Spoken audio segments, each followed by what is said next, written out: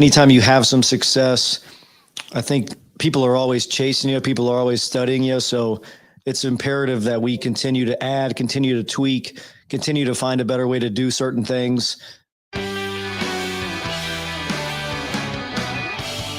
Hello, everybody. That was Jesse Minter, Michigan co-defensive coordinator on the In the Trenches pod. Yeah, teams are chasing. They're studying Michigan. They are coming after the Wolverines after what transpired last year. Michigan winning the Big Ten again, going to the college football playoffs again. So Minter and Michigan knows that. Welcome in. We'll be talking about Minter and Michigan today. In fact, we're going to be leading off with that. We'll also look to the spring scrimmage that took place in East Lansing this past Saturday. I watched that this morning. It was a barrel of laughs. I'll give you my takeaways from the Spartan spring scrimmage. But we will start talking about Jesse Minter and Michigan's Minter's Monsters. I got a question for you, a quick question. And, this is a show where we pose questions to you. And if you're watching this live, you are able to get in on the feedback and participate in real time. If you're watching this after the fact, if you're listening to this after the fact, welcome in. We're glad to have you in here. Not everybody's available at 1 o'clock, but if you are ever available at 1 o'clock, we are live 5 days a week, weekdays at 1 o'clock, talking about the latest in Michigan sports. We've been doing that all the way back since November 21, and the plan is to continue that into the future. So we are here for you. The question: do you think Michigan's defense will be as good as last year's defense? Michigan, in the final analysis, they ranked top 7 in scoring offense, and they also ranked top 7 in scoring on defense. You want to look at the numbers: 566 scored, 225 yielded. I'll give you my answer to that particular question. But, if you take out and just leave in the Power 5, which I did today, you see that Michigan ended up ranking number 5 in Power 5 points per game defensively at 16.1.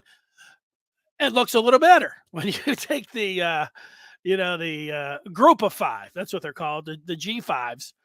And you throw them out and you just go to the Power 5s. Michigan was top 5. So, pretty good.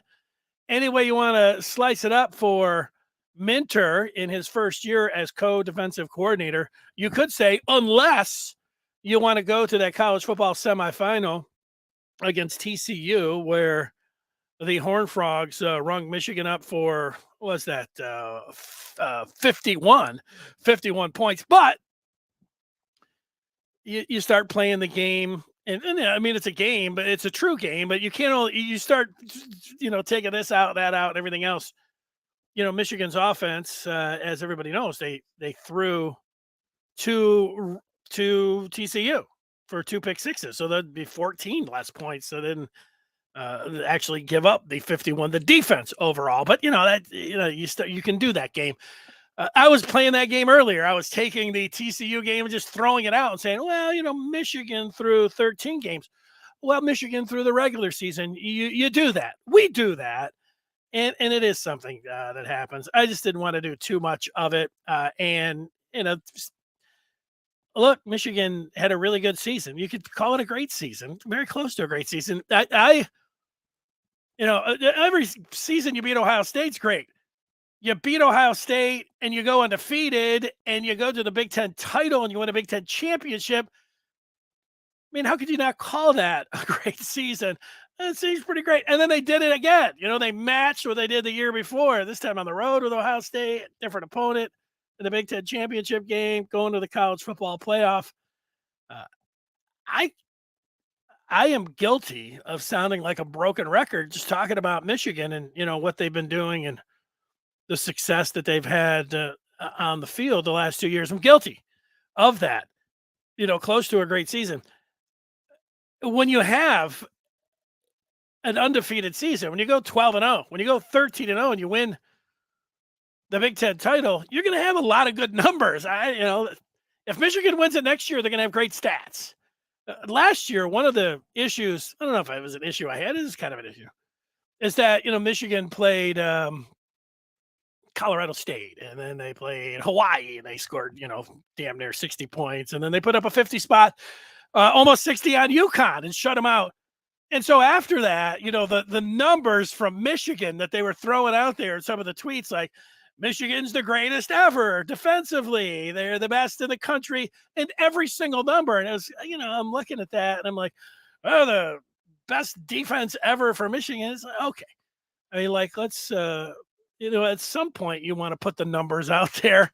And did I do it after the Maryland game? No. Did I do it after the Iowa game? No. Indiana? No. I said I was going to wait to Penn State because Penn State had some gaudy numbers themselves. Remember, they were one of the best rush defenses in the country until, Michigan tuned them up for 418 yards. Then I started using some of the superlatives, and guess what? They deserved it. And, it proved out that that all of the lofty numbers that were put out there, they were able to validate them by the kind of season that they had. But you just think about it. Is this team going to be good defensively? Are they going to be as good as last year? Let's see where the people are at when I ask this question. Mark, who usually asks the question, he's answering the questions because he's first up. Let's see. Well, Jenkins lined up at edge with Graham, Grant, Benny inside in multiple sets. If I had to guess, Mark, I would say sometimes. I think Jenkins is good enough and we saw it on the first snap of the spring game. Do I think that was a ruse for other teams? No, I think that Michigan and Steve Clinkscale and Jesse Minter and company on the defensive side, as you heard him say, teams are looking at Michigan now. They, what they have done the last 2 years. Maybe they will recruit like Michigan. Maybe they'll try to coach it like Michigan, but they've got him under the microscope. And with Jenkins, his athleticism, he can play both. It's a smart move to, move him around because you do have, and we're going to look into, some of that personnel. Trevor McHugh, who joins us, at times here on the Good Afternoon Michigan football program. He's the senior editor of the Mason Blue Review. He's always writing stories about, Michigan's depth chart and the defense and the ranking, all of these things. He's always looking at, but he looks at the nose tackle and the defensive tackle and the edge and moving it around. And it can get a little confusing. I know, the different techniques and what's the difference between defensive tackle, what's the difference between nose tackle. Some of these guys, there are not so much interchangeable, but guys that can play multiple positions. And, they can add to some of the techniques and they can play different positions on there. And I do think that Jenkins could be one. Mark, following it up with a question. On D, not as good the scoring. Penn State and OSU will score more this year. Let's see. Iowa, Illinois crossovers last year, very weak. Purdue, Nebraska, Minnesota will score more than the West. In the West, I think he means. Fifth D really needs some breaks to repeat. I think this is a good point.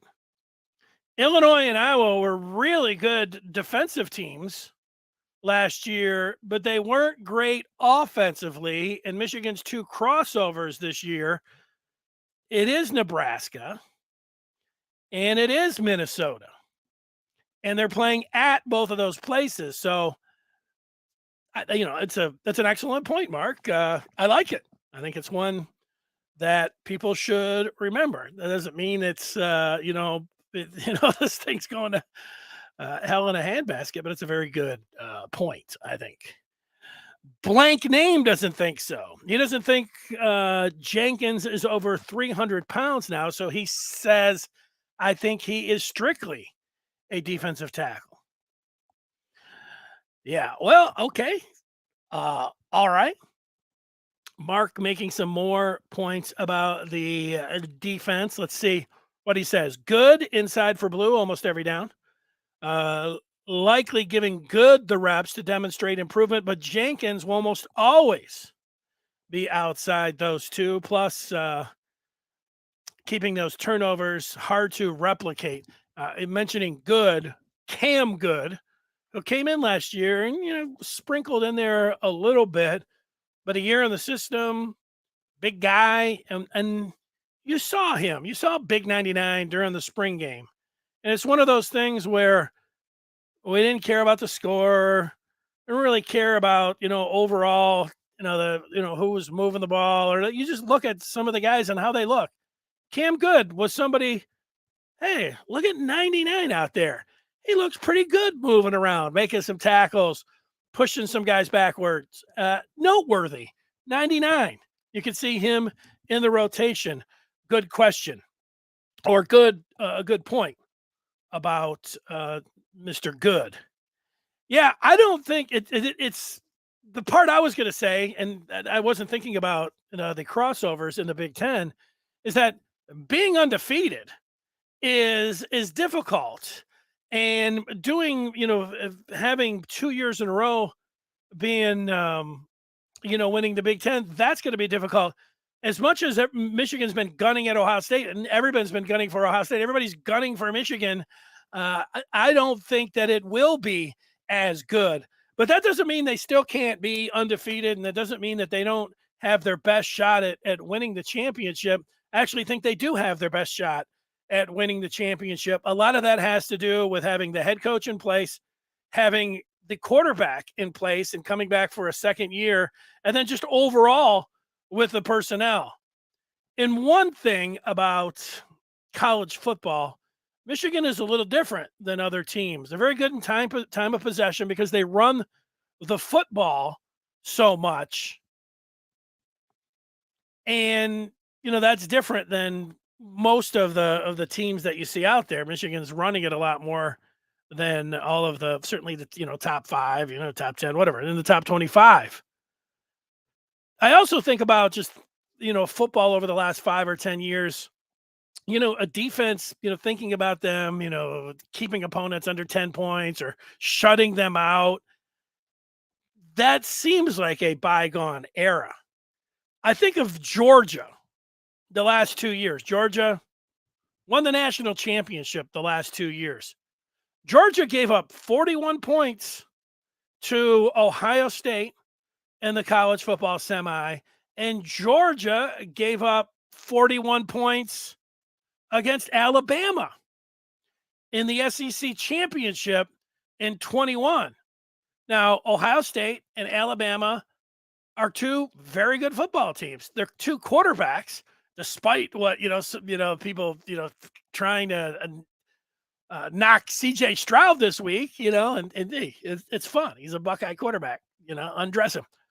But those two will go 1-2 in the draft. It's not that you heard that here first. I would put my money on those two going number 1 and number 2. But the point is they both put up over 40 points on the national champs. So the second point to that is that, you're going to give up against good teams. You can give up a lot of points. It's about being able to come up and get a big turnover at a key spot, make a key play.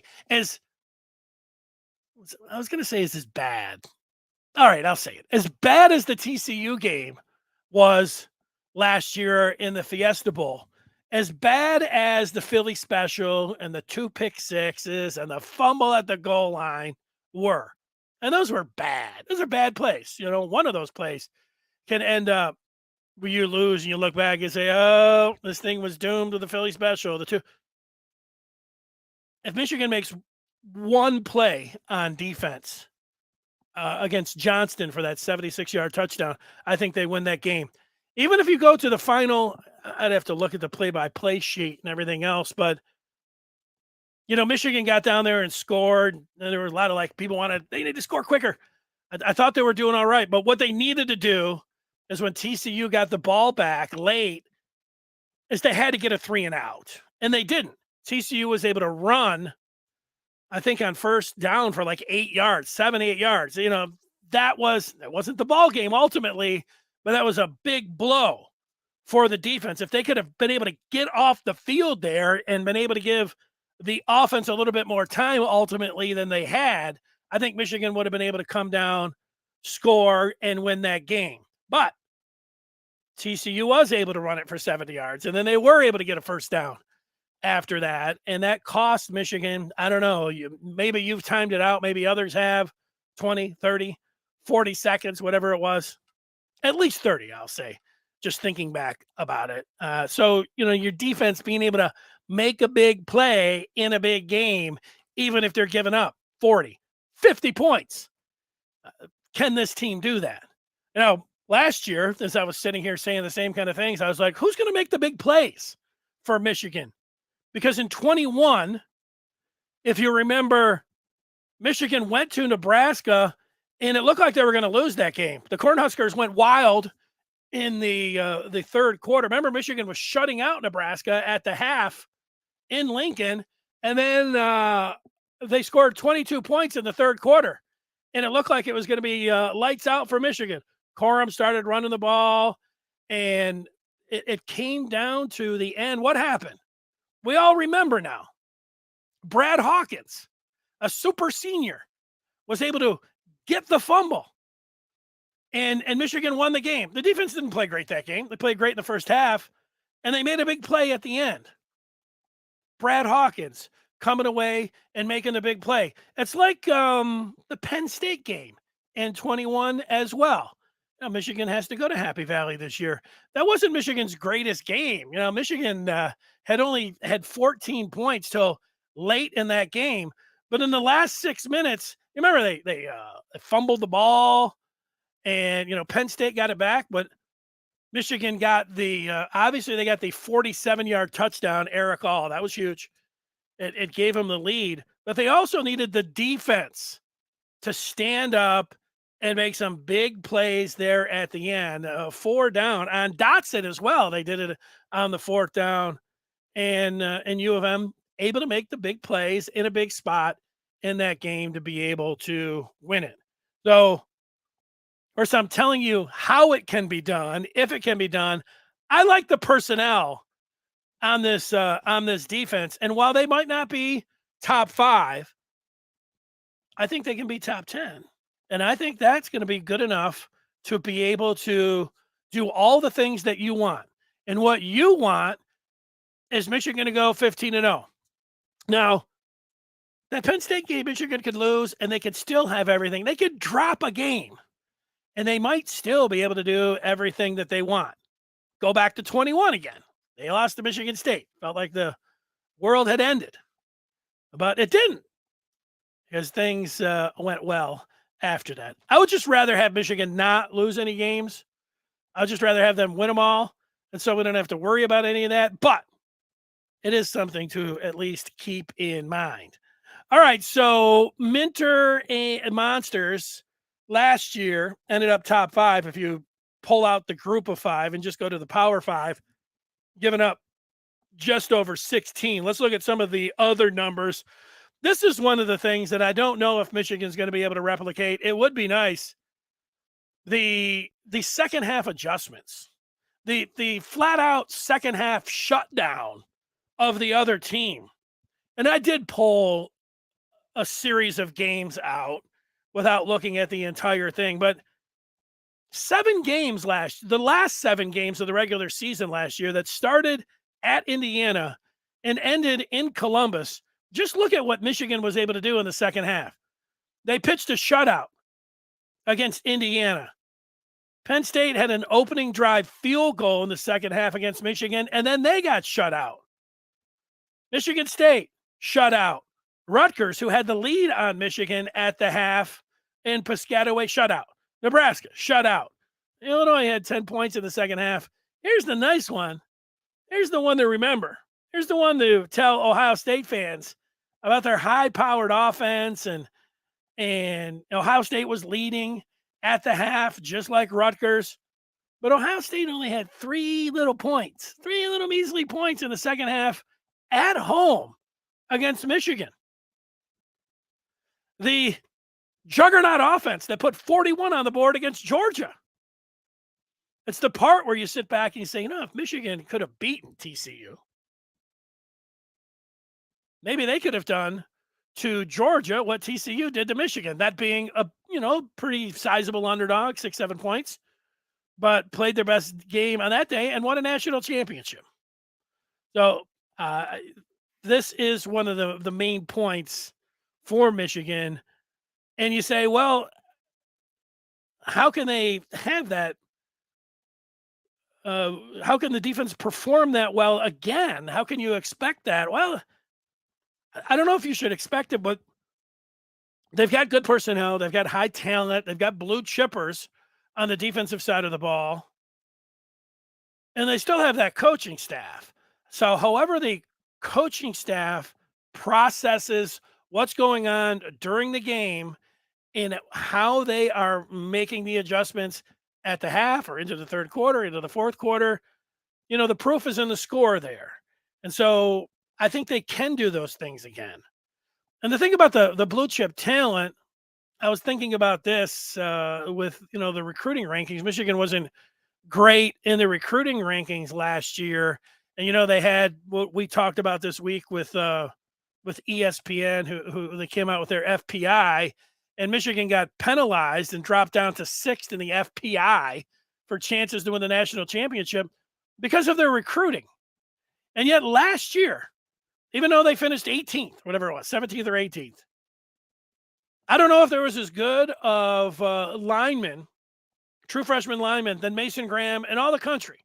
So whatever Graham was as a 4-star, I don't know if there are services that bump people up or whatever, but Graham, if we were looking back and I was adjusting the recruiting ranking, if I was into that, whatever the number was with Graham, I would bump him up to a 5-star. Now, I would do the same thing with Kenneth Grant, who got on the field and was impressive in the way that it looks like. And if he's cusping on being that kind of 5-star recruit. Of course, Will Johnson was a 5-star and he played, up to that billing. So, the adjustment for that talent, Michigan's got it. And they've got some of that young talent on the defensive side. I'd also put Derek Moore.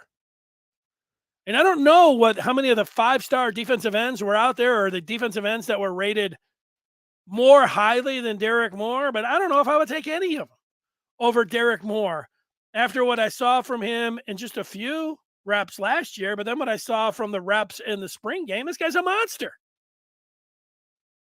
How many guys are you taking? If you could go back and say, oh, Michigan needs to recruit some of these 5-stars, I'll take Derek Moore. He looks as good as any of them. All right. That's how I'm feeling about the defense. Let's take some more of the feedback before we look a little closer at the U of M defense. Otis, the new monsters of the Midway reside at Michigan. Let's see. There's the I like your keyboard prowess there, Otis. He's got this. I thought it looked like the Victors, but now I see the Michigan. Here's the M off to the, and then there's the. I'm not very good at. I have to practice that. I still don't know. I could do a hook them down. I don't know if I could do the Michigan. I need to work on that. But this is good. This is good. From Otis. Nice job, Otis. I'm making myself laugh. I just want to say here quickly, and it gives me a chance to just tell everybody, just like it's down on the crawl here about joining the Maize and Blue Review. Before we get to Andres, do it by going to michigan.rivals.com. And hey, Michigan fans, why not join up with the Maize and Blue Review? You love the Wolverines. You want to know everything that's going on at all times, the latest with Michigan football, basketball, recruiting. So do it. Accept the challenge. Go to michigan.rivals.com today, and we will see you on the Den. That is the all-day, all-night posting board that I'm on. all day and all night communicating with Michigan fans and having a lot of fun. What I wanted to say is that it doesn't matter how I'm feeling throughout the day, the night, and everything else. I get to 1 o'clock, and this is the highlight of my day. Being able to communicate. My wife's not watching this one. This is the one of the highlights of the day. Being able to interact with all of you and talk about Michigan. My wife understands that. Come on. She was at a restaurant with her colleagues yesterday, and apparently some, a young, strapping, Casanova or so, whatever, came walking in, and all the ladies there, and even the guys were like, whoa, there's a swashbuckling young man. And my wife was like, they were like, well, what kind of, what kind of guy do you like? And she's like, I like, the bald Michigan fan podcasters. They were all like, what? All right. It's true story. Andre says, I think this will be the best Michigan defense under Harbaugh. Ooh, Andres, going against it, what everybody's saying today. The depth is going to be impossible for opposing offenses to deal with for 4 quarters. Let's read it one more time. Andre says, this will be the best Michigan defense under Harbaugh. The depth is going to be impossible for opposing offenses to deal with for 4 quarters. Otis agrees with Andres. Account 22 going back to the FPI saying ESPN is pumping up the Buckeyes like clockwork. Mark talking about Penn State and Ohio State. Going to be really hard to keep them under 40 points. I don't know. Michigan, how many did Ohio State? 40. Talk about keeping Ohio State under 20. What did they score 2 years ago? 27. So they kept them under 30. This past year, how many points did they score? Did they score 20? They did, 23. So they're averaging, around 24 points against Michigan? This game is in Ann Arbor, and they've got a new quarterback. I think you keep Ohio State under 20 points. Penn State scored 17 points 2 years ago because it was 21-17. And then, sure enough, they scored, what did they have, 14 in the first? They ended up 17. The last 2 years, Michigan has held Penn State to under 20 points. They scored 17 the last 2 years because it was 41-17. Because Michigan was up, 16-14. They were dominating the first half, but Penn State was only down 2 points. But then Penn State only got a field goal, 17 points. And the year before, 21-17. Keeping Penn State under 20 and keeping Ohio State. All right, I'll adjust what I had to say. Keeping Ohio State under 24 points and keeping Penn State under 21. Under 20. Hell, if they want to improve, let's say 14. Keep Penn State's rushing attack to under 100 yards. Can this team do it? Let's get some more in here. OT. The offense lost the game versus TCU. Should the defense have played better? There's no doubt about it, but you can't give up 14 points to the other team. I know what you're saying, OT. I hear what you're saying. Oh, that's going to be some of the Michigan State stuff. Are we ready to get to that yet? Not yet. Let's get a couple more in here. I think we've gone through the FPI. I think the flaw is that, tweaking those recruiting rankings a little bit, with the quarterbacks and everything else. I get what you're talking about. The fraudulent power index. And I like, if you don't like how somebody's voting, you say, they're a jackass and that they're slanted and they're, Spartan homer, an SEC honk, we all get that. And then if they try to use a formula, then we're talking about the formula being flawed. And so I don't know, like preseason rankings, who cares? It's all for a bunch of fun. This should mean more than a bunch of people voting, but there's That's the funny part. When you use the eye test and you use just like Michigan compared to Ohio State, you would never. There's no real way to put Ohio State in a preseason ranking in front of Michigan, knowing where the game's going to be played, knowing that Michigan has their quarterback coming back, and just knowing Michigan's style and what difficulty Ohio State has had against it, and Ohio State not having one of their quarterbacks back, you would never put Ohio State. Why would you? It's going to be really hard for Michigan to beat them 3 times in a row. BS. Okay. Let's look at specifically some of the guys that Michigan is going to have to replace. And for those, let me see here how I wanted to do this. Here it is. Michigan has to replace Mozzie, Mike Morris, and DJ Turner and Jaimon Green, who did start, but as we know, Will Johnson by the end of the season was in there. So no offense to Jaimon Green, who ended up getting attacked and knocked out by MSU, by the green and white. You already saw that Johnson was good to go. So they have to really replace these 3 guys: Mozzie, Mike, and DJ Turner. And how are they going to be able to do that? Well, let's look at it.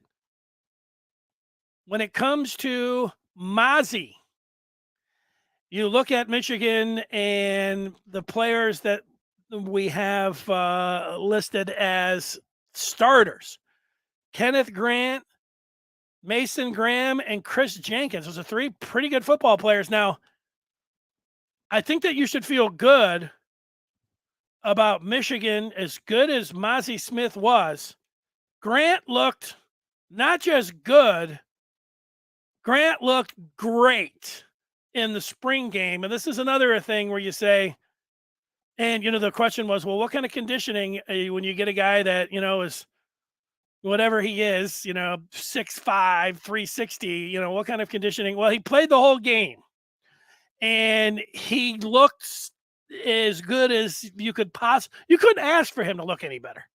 So I think you have to be encouraged about Grant. Good was the same way. He flashed where you could say, hey, in a rotation, you kind of like him coming in and getting some snaps. Graham was the surprise of fall camp last year that he was named as a starter. I think Rayshon Benny is a future superstar. Rayshon Benny reminds me of Chris Jones of the Kansas City Chiefs. They look alike. He runs like a deer, and he is strong, as from what I can see, as anybody out there. And Jenkins is a monster. So I feel pretty good about the Michigan defensive line. I know that's a lot of superlatives to say, wow, man, you're really high on the Michigan defensive line. It's true. I am. I'm really high on Benny, but I'm high on Grant, and, everybody's high on Graham, and everybody's high on Jenkins. You get to the defensive end spot, Derek Moore. Derek Moore was really good last year as a true freshman. You make that jump from freshman to sophomore season. Derek Moore looked like an all-pro defensive end in the spring game. So Moore and McGregor, they're the ones that are going to replace Morris. Do I think that they can, the team of McGregor and Moore can replace the production of Mike Morris? I loved Mike Morris, but I think that they can.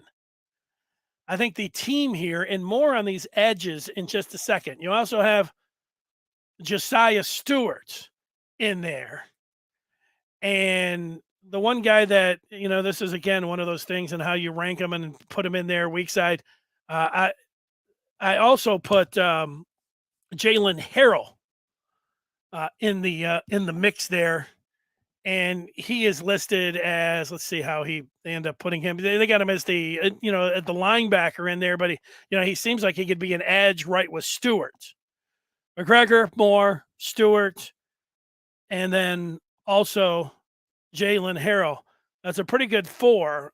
Mike Minter was talking about it, and we talked about it a lot as well. And I'm going to give it up to Jim Scarcelli because he didn't jump out when I at first watched the spring game myself, but when I started watching that tape with Scar, Keyshawn Bennett. Keyshawn Bennett is a factor. Whatever he did in the other 14 practices in spring, I wasn't sure, but he was a standout in the spring game, number 52. And then Minter this week mentioned Bennett and TJ Guy in there as the guys that you're talking about on the edge that you come after. This might be a little bit of an underplayed factor with the Michigan defense, and it might go to what we had Andres that was saying about this defense. People, because in the Maryland game, the biggest highlight, Junior Colson lost his, spot and was chasing it, and it wasn't a good rep for Junior Colson. Minter said that he has as high a ceiling as anybody on the team. Remember, he played as a true freshman, just a sophomore last year. Junior Colson can be an outstanding football player at Michigan. You have Roller. Pollard stood out as we watched him yesterday in the spring game. Roller played as a true freshman.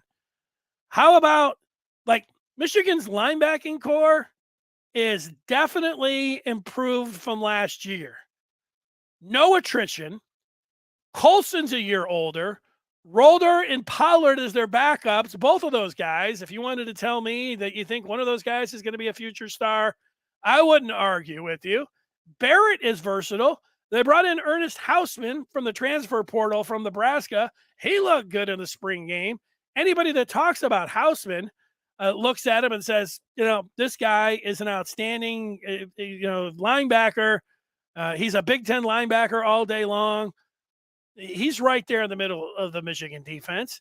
The Wolverines add NHG, Nakai Hill-Green. He didn't play at all for Michigan last year. He was one of the high risers heading into last year. He's back. Harrell, I think, is the most underrated player on the defense. So what are we talking about with the linebackers? What you were talking about is that you have a big up arrow with Michigan's linebackers. However you want to put the edges and the defensive tackles and the nose and everything else, they lose Mozzie Smith and Mike Morris. We went through. They've got some capable. I think that they can replace those guys' production as we just walked through. But the linebackers with Hausman and Nakai Hill-Green, they've added. Oh yeah, Samaj Bridgman and come on. This is a unit that if you said last year what was the weak link, if they're on a top 5 defense in the country, you'd say, well, it's probably linebacker. Well, everybody's back, and then they add 2 guys there at linebacker. Nobody's talking about that. Up arrow for Michigan's defense. And the secondary overall, as much as we talk about the corner and you hear people like, they should go to the transfer portal. Maybe they will. Maybe they'll go out there and get some starting corner. Sounds great. Go out there and get a starting corner, just roll into the transfer portal and do that. But when you look at the secondary, we know that Will Johnson's there. And so McBurrows and Walker, if it's just those two, well, Keyshawn Harris and Miles Pollard. Pollard is my guy. I try not to be biased or anything about him. I liked him the first time that I set eyes on him in the maize and blue at the spring game in 21. He looked good in this year's spring game. And, oh, yeah, Jesse Minter mentioned Pollard when he was talking with John Jansen on his podcast. So after Will Johnson, do I think they could find a capable cornerback 2 between McBurrows, Walker, Pollard, Harris, the 2 or 3 freshmen? I do. Agent Zero, the captain. No one made a bigger play last year than Sainristil still against Ohio State in the second half. Zeke Berry. This is where Trevor McHugh has him as a nickel potential matchup piece. I like that. Zeke Berry stood out in the spring game. I feel pretty good about him. And Rod Moore, when Jim Harbaugh talks about Rod Moore, when you hear a coach say, I wouldn't mind to have 11 Rod Moores out there, high praise.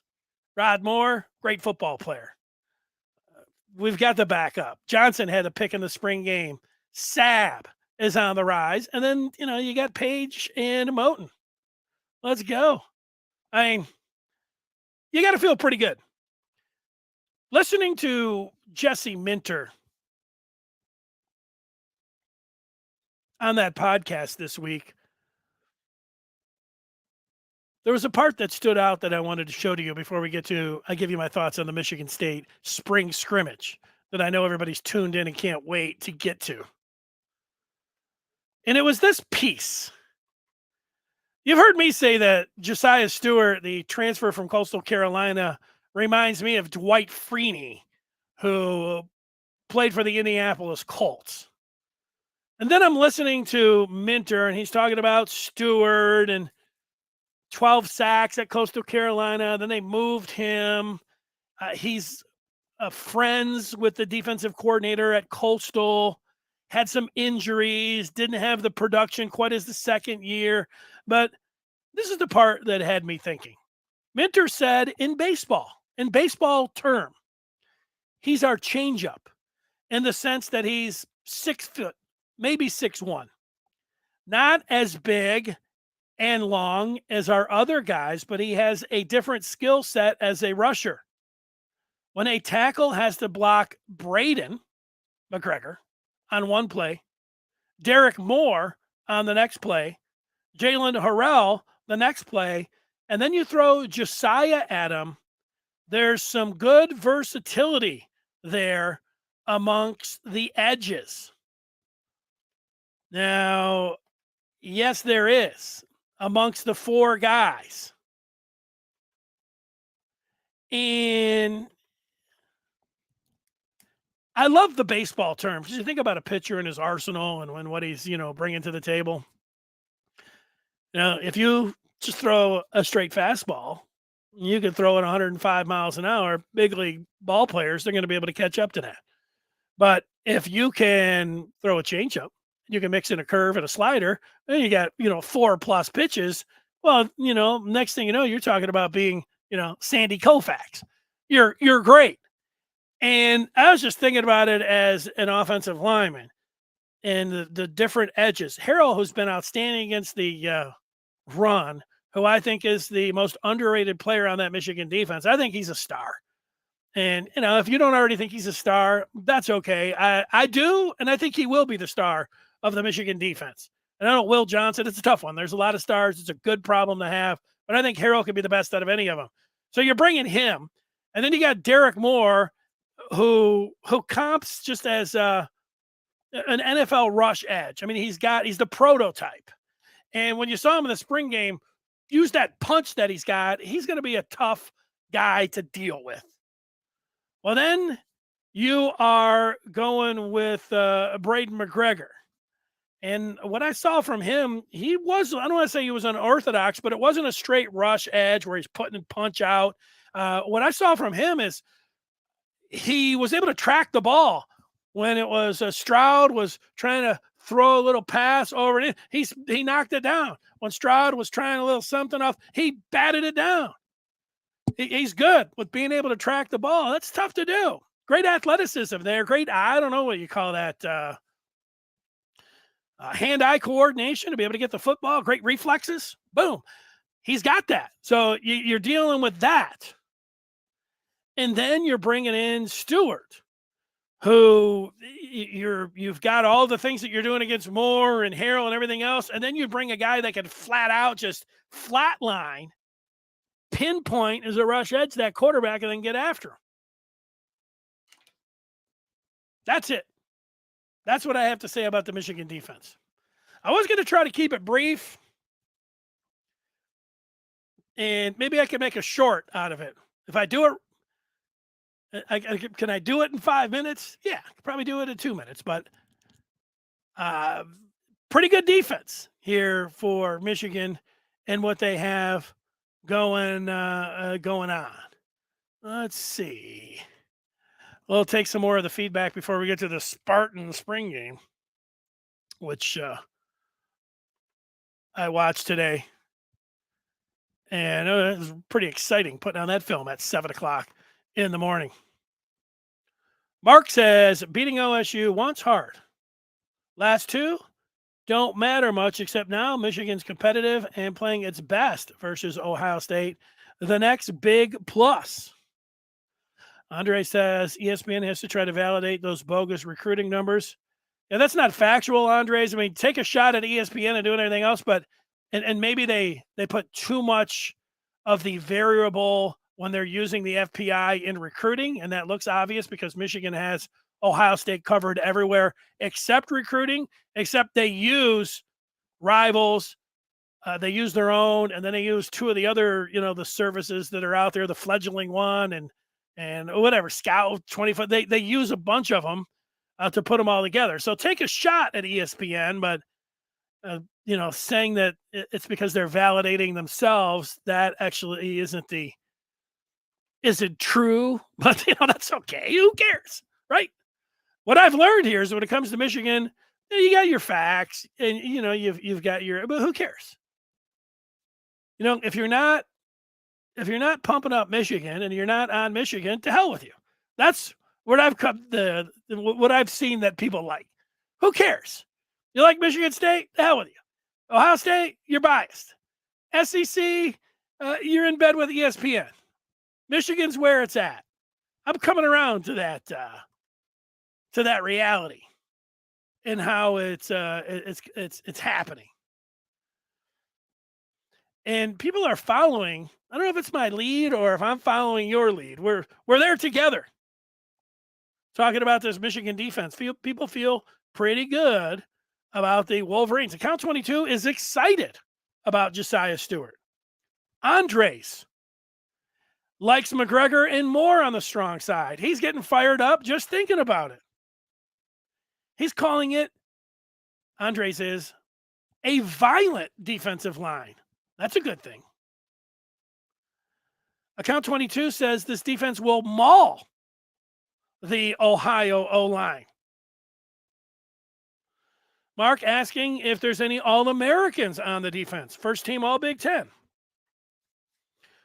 I'll say Will Johnson is an All-American. I'll say All-Big Ten. I will say Rod Moore. Can Rod Moore be an All-American? Sure. I mean, am I going to pick 5 All-Americans for Michigan's defense? I better slow it down a little bit. But I'll say Will Johnson, All-American. Rod Moore as All-Big Ten. Now I got to go to the linebackers. I think that Junior Colson can be All-Big Ten. When I go to the edge guys, you got Stewart. Oh, my God. I'm going to go Jalen Harrell as All-Big Ten. I am going to go with Chris Jenkins as All-Big Ten. Can I put Mason Graham in there too? Graham, Jenkins, Junior Colson, Jalen Harrell, Rod Moore, Will Johnson. It's half the defense.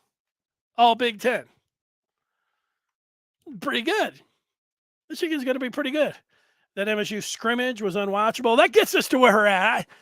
I turned it on and look, when you don't have a game and it's, the guys are wearing, covers on their helmets and, it got to be you feel even bad for the broadcasters who were sitting over there for the first hour of it. They had no action to talk about. The guys are, and it looks like a pretty good stretch there by number 32. He's really, let's go down to so-and-so Harris, who is with Tom Izzo. I mean, that's what they were doing. Let's go down and Tom Izzo talking about the basketball team. That was happening for Michigan State during the scrimmage. But I did take some notes and I did watch it. So let me give you some thoughts on what I saw from the Spartans watching their scrimmage.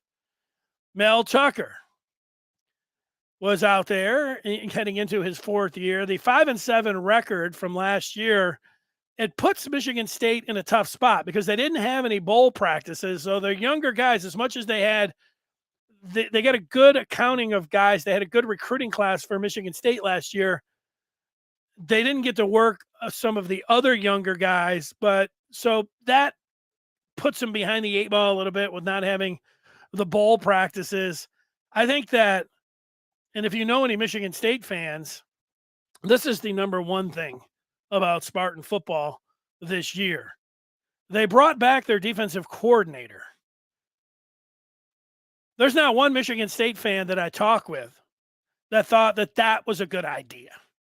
So me saying that, it was a good, wasn't the greatest idea. You say, oh, well, he's just a Michigan guy. True. But nobody that I talked with thought that bringing Hazelton back, the dude with the, ZZ Top starter kit, salt and pepper beard, was a good idea. And so that has people looking at the defense like, woo. So that's not a good idea. Didn't seem like a very good idea. And that stood out because they went to him and they were like, well, he must be hot down there with that beard. I'm like, you think it's going to be hot when it was 85 degrees? Just wait till they give up 40 points against Indiana. What I thought stood out as I was watching the coverage this morning, the replay, is that the Big Ten Network guys talking to Mel Tucker, they said this at least 5 times. Mel Tucker says this is his best transfer portal class in his 4 years in East Lansing.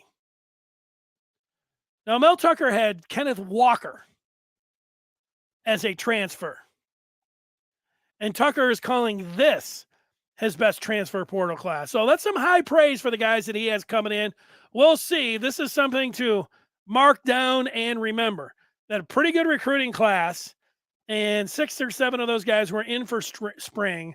But Tucker, I don't have the number in front of me. I looked at the list, maybe 9, 10 guys out of the transfer portal. And Tucker says they're the best since he's been in East Lansing. That's some high praise for the guys that he is bringing in. I looked at the depth chart for the running backs. Jalen Berger, the transfer from Wisconsin. I would think that he would be the number 1 guy. Does he have you shaking in your boots as a Michigan fan or anybody else? No. I don't know about this transfer. He's a big one. 6'2", 230 from Central Florida, Jaron Mangham.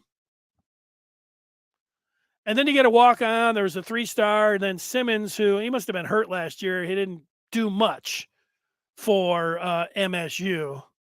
And none of them really did anything against Michigan last year. But, there's their running backs. But you say, well, what about the QBs? The QBs, they've got 3. And when you have the saying in football is when you have 2, you don't have 1. When you have 3, what does that mean? Well, you get a quarterback competition. I took it from Matt Charbonneau from the Detroit News, who tweeted out about State's QBs on Saturday. He says anyone who watched MSU today and thinks that Caton Hauser was better than Peyton Thorne and Noah Kim isn't a serious person. Charbonneau was asked about his opinion on where they are. And the guy that was asking the question said he thought that Kim held his own today. And Charbonneau agreed that Kim looked good, especially in his 2-minute session. But he would still say the pecking order is Thorne, Kim, and Hauser. Now, that's what I thought watching it as well. But here's somebody that covers the reporter for the team, and that's what he had to say about him. Here's that Spartan schedule. We'll do a little blaha. Let's take a look at that upcoming Spartan schedule. Coming up at 9-2. Oh, wait. Coming up on 9-2, CMU. CMU has pulled that upset a few times. It's been some of my finer Saturdays watching Central Michigan. They do it in back-to-back years, and then they did it a long time ago, which was very exciting. And then they went back-to-back, I think. Central, just a little bit north of East Lansing. That would make their season. Love to see that. The Richmond Spiders, and then Washington. And this makes me think back to last year. And it actually makes me think back to the pandemic because I saved up the 3 years before. I was going to take my vacation. And instead of going as a reporter or anything else, I was going to go out on a boat. I was going to tailgate out on a pontoon, and I was going to watch Michigan go to Washington. The pandemic wiped that out. So then you got Michigan State playing Washington, and then they went out there, and I had my friends like, hey, we're going on a pontoon. We're playing. So they had a great time until the game went off, and then they had a terrible time. Michael Penix tore them apart. Up until that point, I think there were a lot of people that thought that, hey, Mel Tucker, Tuck's coming, Tuck's, all of that. We're feeling pretty good. Let's get a cigar until they got whooped out there in Seattle. And then it was like, whoa, what happened? Well, what happened is Tuck was coming to the realization that he didn't have a very good defense. And then it continued on. So do I think that this is a pretty interesting one? But Michael Penix, I think Washington is a serious title contender. So State at least has a chance to show what they're all about. And that's a tough game, even though it's at home. Michigan on October the 21st. And that one's circled and underlined. Let's go through the losses. 1-0, 2-0, 2-1, 3-1, 3-2, 3-3, 3-4. This is at Michigan. We'll lose to Michigan and make it 3-4. The next week at Minnesota, 3-5. The next week against Nebraska, 4-5. At Ohio State, they'll lose that one. 4-6. At Indiana, loss. 4-7 versus Penn State, loss. 4-8. Now I could change my opinion, but right now I have State worse off than they were last year. Last year was pretty bad. As a 5-7 team, I have them just taking a little bit of a step back, 4-8. That's me. That's where I'm at with Michigan State. Agree? Disagree? Count 22 is going back to the Michigan defense. He wants to put Josiah Stewart as all Big Ten. I forgot about Mike Sanders still. Easy all Big Ten. There's another one. I forgot. Tom Izzo was pretty good. He had nearly 5,000 out there for a charity walk before the game. He was pretty excited. He was hot. That's it. Nobody really has much of anything good to say about MSU, but that's not a surprise. And if there were any MSU fans that were watching this, what do they think anybody's going to say about him? Tucker was also looking out for his assistants, and then he took all of their bonus money. Yeah. Well, hey, he did do that. Berger, who's that? Oh, that's their running back. Didn't come to Michigan because he was scared of the competition. I think that's factual.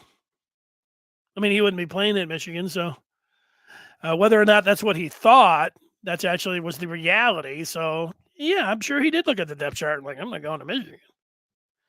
Which MSU quarterback is better than the Michigan backup? Ooh, that's a pretty good question. Would I take Davis Warren over Peyton Thorne?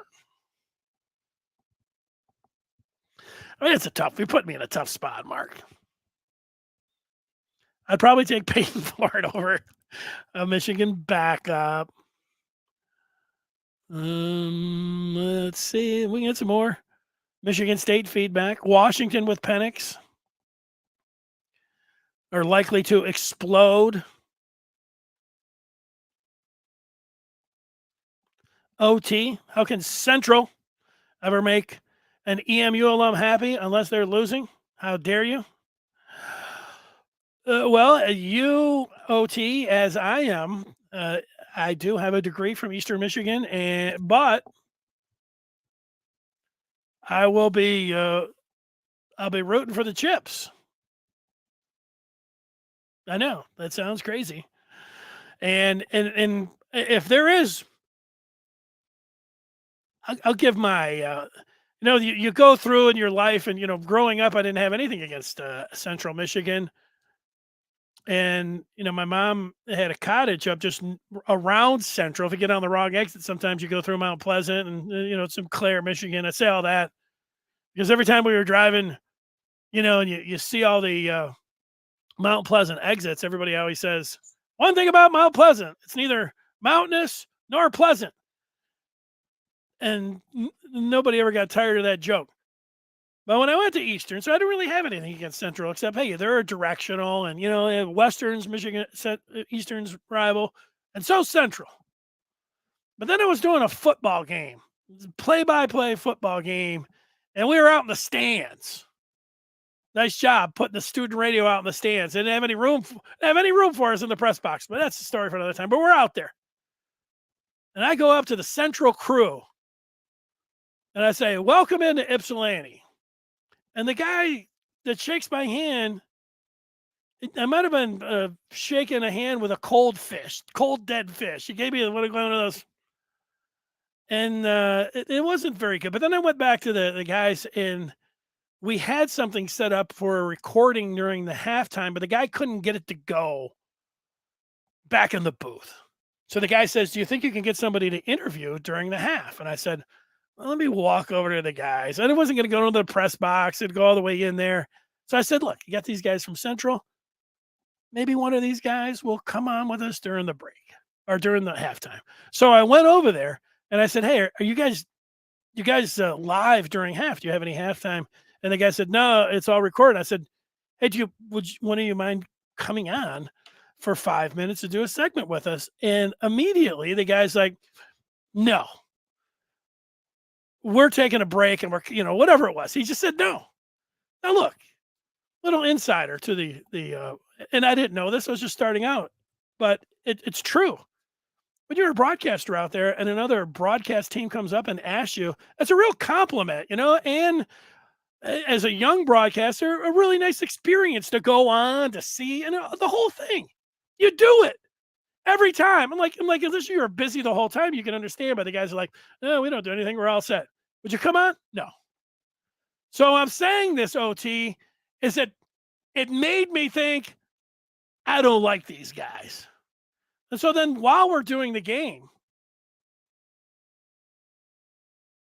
Eastern starts mounting a comeback. And then we're pretty close to the Central Michigan broadcast. And then Eastern ends up, in the end, blowing them out. Charlie Batch, I think, was the quarterback for Eastern. And I'd have to find the tape, but it got into the fourth quarter, and you could say that I was trolling the Central Michigan radio team that was pretty close, and they were right next to us. Because their most famous alum, somebody that I loved as a broadcaster named Dick Enberg. But Dick Enberg's famous saying was, oh my. And it got to be where there were 4 or 5 minutes left of the game, and so I started giving it like, oh my. Yelling over to the Central crew. And these guys, I think they wanted to fight me, which I wouldn't have minded. I would have taken them on anyways. I don't advocate all that. That's one of my favorite memories about Central Michigan there, OT. I'm in. Mark likes state a little bit more than I do. Ooh, the Charlie Batch even beat the Cleveland Browns. Okay. I think that's all I have on MSU. Account 22 is thinking 5-7, so a repeat of last year. I'm thinking about 4-8. But 5-7. Crazier things have happened for MSU. I do predict it won't be long. I'll look on here. I think by October they'll be saying, "Let's just get into basketball." Chippewas and Eagles, feathers everywhere. There you go. They had just moved to be Eagles. It wasn't. It might have been the first year they were Eagles. It was Hurons right before those. It was right there during the changeover for the green and white. Okay. Thanks so much, everybody, for joining us today. We'll see you over on the Den, so the posting board for the Maize and Blue review. And until tomorrow,